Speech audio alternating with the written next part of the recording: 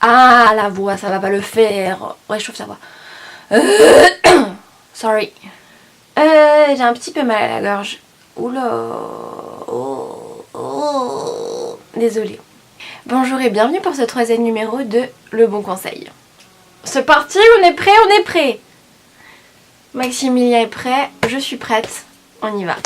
Le sujet de cette semaine est, attention, roulement de tambour, relativiser. Je dirais que relativiser est la suite logique après l'épisode de l'optimisme et de oser vivre sa vie. C'est pour ça que je le fais en 3e en fait. Car il faut savoir que le relativisme aide, mais de fou, à garder une attitude positive face à la vie et du coup son optimisme. Et du coup pour ce qui est des passions, oser vivre sa vie, ça aide à relativiser les choses si on fait ce qu'on aime et qu'on voit la vie du bon côté et qu'on ose vivre sa vie comme on veut. Ça aide. Je sais que vous allez me dire, Sarah, c'est pas toujours simple de relativiser et de prendre du recul sur les choses. Oui, alors là je suis tout à fait d'accord avec vous, c'est pas simple. Ça s'apprend. Et on est là, pourquoi ? Bien évidemment je vais vous donner des astuces. Donc j'ai rassemblé 7 conseils qui je pense vont vous aider à relativiser, à prendre du recul sur les choses. Moi en tout cas j'essaye de les appliquer le plus souvent possible. Et ça fait un bien fou, je vous jure. Parole d'honneur. C'est pas là le cœur. C'est comme ça qu'on fait ? Ouais. Parole d'honneur. Donc premièrement, lorsqu'il nous arrive un truc pas cool dans la vie, la première chose à faire, number one, c'est de dédramatiser. Si la situation n'est pas si grave que ça, que tu as eu un 0 en maths, que ton patron t'a pas dit un truc sympa à la cantine, non. Tu vois ce genre de situation ? Etc. C'est pas la peine d'en faire toute une montagne, tout un fromage et toutes les expressions obsolètes que vous pouvez utiliser. Attention, je parle par expérience de cause parce que j'étais une vraie drama queen, laissez tomber. Et je vous assure que depuis que je dédramatise et que je relativise, mais ça va tellement mieux, je me sens tellement plus soulagée et je suis vraiment plus heureuse, je vous le jure. Et comme je vous le disais tout à l'heure, c'est pas simple tout le temps. Des fois, il va m'arriver un truc que j'estime pas cool et tout, je vais être là à râler et tout, et à m'apitoyer sur mon sort.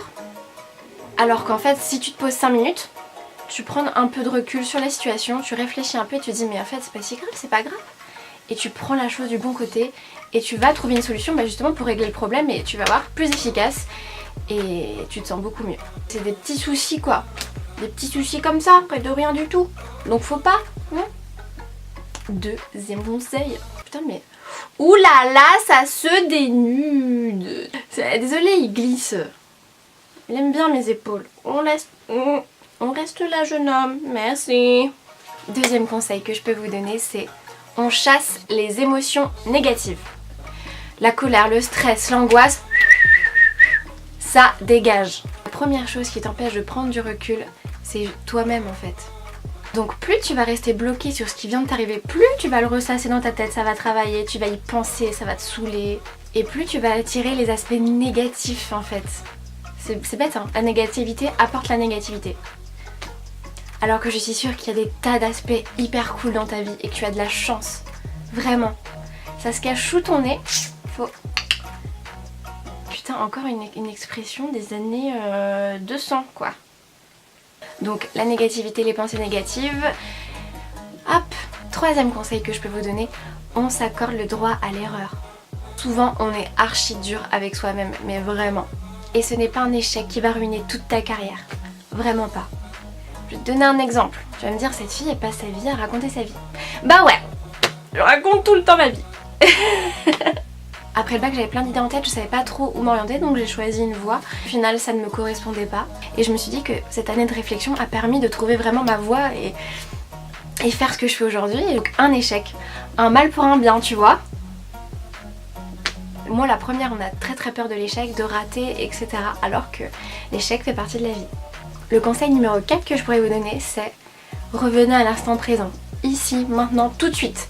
Le présent. Vous vous rappelez, je vous parlais de la peur dans l'épisode précédent sur oser sa vie. Et bah là, c'est pas la peur du ridicule, mais la peur de l'avenir.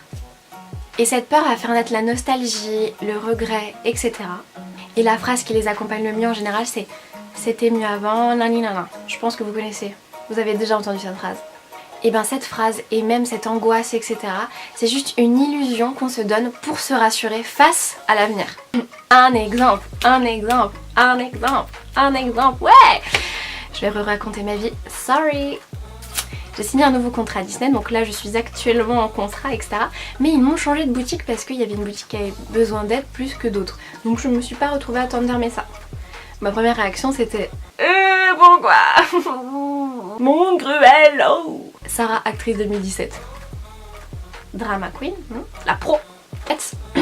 J'ai pris un peu de recul sur la situation et je me suis dit mais c'est cool, je vais rencontrer de nouvelles personnes, je vais découvrir une nouvelle boutique, un nouvel environnement de travail, c'est que bénéfique. Il faut oser. Ça se relie. Et surtout on reste pas dans son petit confort, on sort un peu de cette zone de confort et on y va. Et je suis très bien, voyez-vous, regardez. Tout se passe très bien. Pourquoi? Le 5e conseil que je peux vous donner, c'est distinguer ce qui dépend de vous et ce qui ne dépend pas de vous. Je m'explique. Focalisez-vous sur ce qui dépend de vous et donc ce que vous pouvez changer et pas le reste. Exemple tout con, il pleut aujourd'hui. Bah il va pleuvoir aujourd'hui. On peut rien y faire. C'est comme ça, c'est la nature qui dit. Pourquoi se faire un mauvais sang sur la pluie? Bon là je parle de la pluie, c'est un exemple. Hein. Mais pourquoi focaliser son attention sur ça alors qu'on ne peut rien y changer? Eh bien les choses qu'on ne peut pas changer, il faut essayer de les accepter. Tout simplement. Pas le choix. Le 6e conseil que je pourrais vous donner, c'est rappelez-vous des choses que vous avez déjà réussies. On n'y pense pas assez. Vous avez accompli, je suis sûre, des tas et des tas de trucs qui vous apportaient du positif et du bonheur dans votre vie.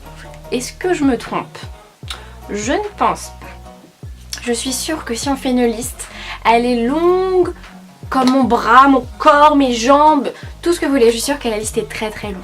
Alors, si vous avez réussi toutes ces choses, pourquoi ce serait différent dans le futur? Pourquoi vous réussirez à rien faire? Ben non, vous allez réussir à faire des tas et des tas de choses. Et ça va être cool. Ouais. Le 7e et dernier conseil que je peux vous donner, c'est mettez-vous à la place des autres. Quand des petits problèmes arrivent dans vos vies, pensez aux personnes qui ont moins de chance que vous. Utilisez quelque chose que j'utilise très souvent, votre empathie. Sache que si tu as un toit au-dessus de ta tête, que tu manges à ta faim, que tu as de l'eau potable, que tu as une famille, tu fais déjà partie des gens les plus chanceux du monde. Et quand tu t'arrêtes 5 minutes et que tu repenses à ça, ça fait vachement réfléchir sur les petits problèmes du quotidien, non? En fait, ce que je veux te dire et te partager, c'est qu'il y a vraiment, vraiment plus grave. Et relativiser, ça fait partie de se rendre compte de la chance qu'on a. Je sais pas, cette partie-là me tient vraiment au cœur parce qu'il y a tellement de personnes qui ont des problèmes et tellement graves. La perte d'un proche, la maladie, tous ces gens dans le monde qui n'ont pas tout ce que tu as. Et je vais insister là-dessus parce que c'est très important. Tu as de la chance, mais une chance.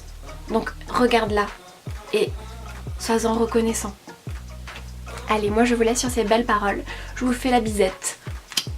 Et surtout, pensez-y. Écoutez les conseils de Tata Sarah. Oui, allez,